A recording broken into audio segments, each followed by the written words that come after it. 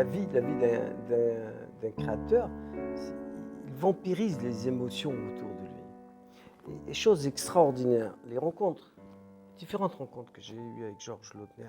J'avais une image de Georges Lautner, d'un homme, à l'époque, on va comparer ses films, j'avais plutôt une tendance à aller voir Bergman ou Hitchcock. Et Moi puis, aussi. toi aussi. Et puis tes films étaient un peu marginalisés par rapport à une culture de l'époque.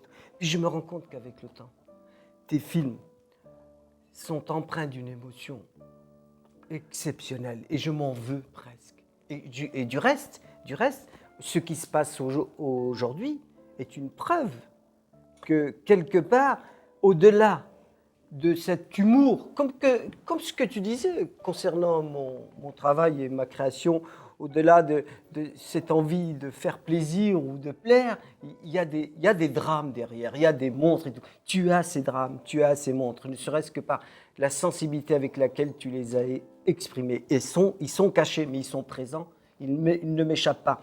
Ayant connu l'homme, aujourd'hui, j'en suis Non, je suis très particulièrement sensible à ce qu'il dit parce que d'abord c'est très très très flatteur.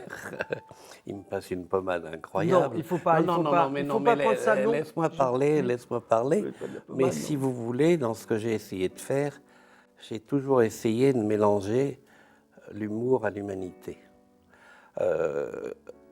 Quand j'ai commencé à faire des polars, j'ai eu horreur du monde qui existait, qui était que tous les caïds étaient des êtres merveilleux, qu'il y avait la parole d'honneur du chef des méchants. Moi, tout ça, ça m'a toujours fait hurler de rire.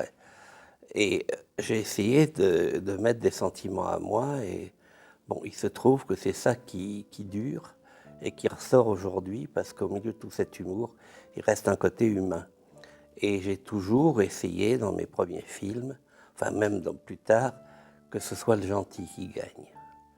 Pas le gentil, le connard, l'imbécile, celui qui, pour moi, était le plus intelligent, c'est-à-dire qui défiait un ordre de méchanceté établi. Et c'est pour ça que j'ai eu Maurice Biraud comme héros et d'autres, parce qu'il représentait le type pris dans un engrenage, qu'il dépassait, mais c'était lui, c'était sa bonne foi et sa gentillesse qui gagnaient. Et c'est ce que j'essaye de faire, c'est ce que j'ai essayé de faire toute ma vie.